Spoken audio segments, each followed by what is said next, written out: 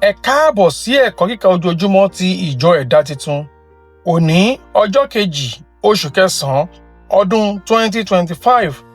Àkòrí: má ṣe ṣe àníyàn nítorí ohunkóhun.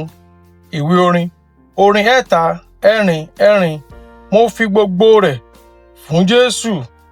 Ẹ̀kọ́ àkọ́sórí: ẹ má ṣe àníyàn ohunkóhun, ṣùgbọ́n nínú ohun gbogbo nípa àdúrà àti ẹ̀bẹ̀ pẹ̀lú ìdúpẹ́, ẹ máa fi ìbéèrè yín hàn fún Ọlọ́run. Ìwé Fílípì orí 4 ẹsẹ̀ 6. Bíbélì kíkà: ìwé Númérì orí 11 ẹsẹ̀ 1 dé 15. Àwọn ènìyàn náà ń ṣe ìráhùn, wọ́n ń sọ ohun búburú ní etí Olúwa. Nígbà tí Olúwa sì gbọ́, ìbínú rẹ̀ sì ru, inú Olúwa sì rán nínú wọn, ó sì run àwọn tí ó wà ní òpin ibùdó náà. Àwọn ènìyàn náà sì kígbe tọ̀ Mósè lọ. Nígbà tí Mósè gbàdúrà sí Olúwa, iná náà sì rẹlẹ̀, ó sì pe orúkọ ibẹ̀ náà ní Tàbérà, nítorí tí iná Olúwa jó láàrin wọn. Àwọn àdàlù ọ̀pọ̀ ènìyàn tí ó wà pẹ̀lú wọn ṣe ìfẹ́kúfẹ̀ẹ́. Àwọn ọmọ Ísírẹ́lì pẹ̀lú sì tún sọkún wípé, ta ni yóò fún wa ní ẹran jẹ? Àwa rántí ẹja tí àwa ń jẹ ní Íjíbítì lé ọ̀fẹ́, àti apálà àti bàrà àti ewébẹ̀ àti àlùbọ́sà àti ewéko. Ṣùgbọ́n nísinsìnyí ọkàn wa gbẹ́, kò sí ohun kan rárá bí kò ṣe mánà yìí níwájú wa. Mánà náà sì dàbí irúgbìn kòríádérì, àwọ̀ rẹ̀ sì dàbí àwọ̀ òkúta bẹdélíùmù. Àwọn ènìyàn náà máa ń lọ káàkiri, wọ́n á sì lọ nínú ọlọ, tàbí wọ́n á sì gún nínú odó, wọ́n á sì ṣe é nínú ìkòkò, wọ́n á sì fi dín àkàrà. Ìtọ́wò rẹ̀ sì rí bí ìtọ́wò àkàrà òróró.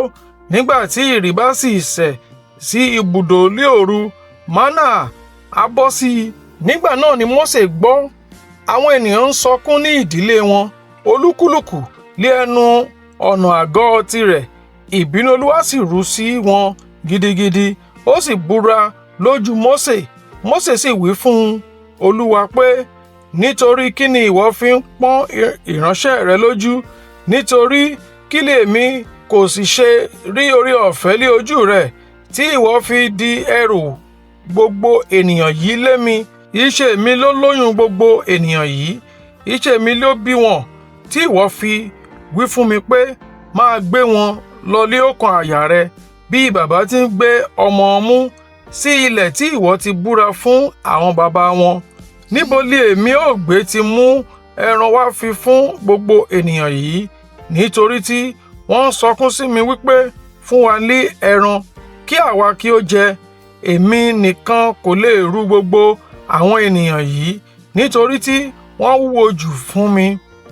Àti bí báyìí ni ìwọ ó ṣe sí mi. Èmi bẹ̀ ọ́, pa mí kánkán bí mo bá rí oore ọ̀fẹ́ lé ojú rẹ. Má sì jẹ́ kí èmi rí òṣì mi. Ẹ̀kọ́: kò sí ìtẹ́lọ́rùn tí ó lè pẹ́ títí láàrin ọ̀rẹ́ onígbàgbọ́ àti aláìgbàgbọ́. Ìjákulẹ̀ àti àbámọ̀ tí ó gbóná girigiri ni ó máa ń jẹ́ èrè àti ìgbẹ̀yìn wọn. Àwáwí, àròyé àti kíkùn àwọn ọmọ Ísírẹ́lì sí Ọlọ́run burú gidigidi.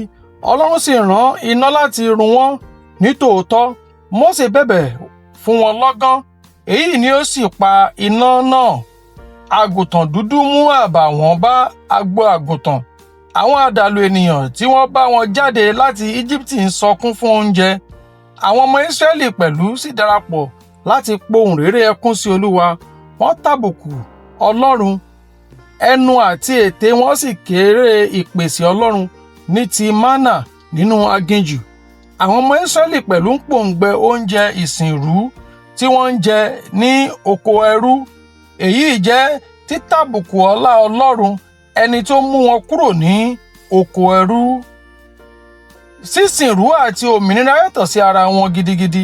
Má ṣe fi ìgbádùn ìgbà díẹ̀ tí o ti ní sẹ́yìn kí o tó gbàgbọ́ wé gbogbo àkókò ìlàkọjá rẹ gẹ́gẹ́ bí Kristẹni. Nítorí ìpọ́njú wa tí ó fúyẹ́ fún ìgbà díẹ̀ ni.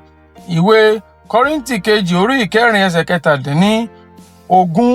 Má ṣe padà lọ sí Íjíbítì nínú èrò ọkàn rẹ, nínú ọ̀rọ̀ ẹnu rẹ àti ìṣe rẹ ní àkókò ìlàkọjá rẹ. Irúfẹ́ ìwà bẹ́ẹ̀ máa ń bí Ọlọ́run nínú gidigidi. Láti kéré agbára àti oore-ọ̀fẹ́ Ọlọ́run, ṣọ́ra nípa ìwà àti ìṣe rẹ nípa fífi ẹ̀dùn ọkàn rẹ hàn sí Ọlọ́run. Ẹ̀kọ́ àmúrelé: máa fi gbogbo ẹ̀dùn ọkàn àti ìlàkọjá rẹ sí àdúrà níwájú Ọlọ́run. Dákẹ́ ẹjọ́ àti àròyé. Àdúrà: Olúwa Jésù, dáríjì mí nínú gbogbo àròyé àti àwáwí mi ní àtẹ̀yìnwá ní gbogbo àkókò tí ó yẹ fún mi láti máa dúpẹ́ oore-ọ̀fẹ́ rẹ tí ó gbé mi ró títí dòní. Ràn mí lọ́wọ́ kí n ní ìtẹ́lọ́rùn kí n sì gbẹ́kẹ̀lé ọ láti mọ̀ wípé iṣẹ́ rere mi ń bẹ ní ọkàn àyà rẹ. Àmín. Títí di ọ̀la, ó dàbọ̀.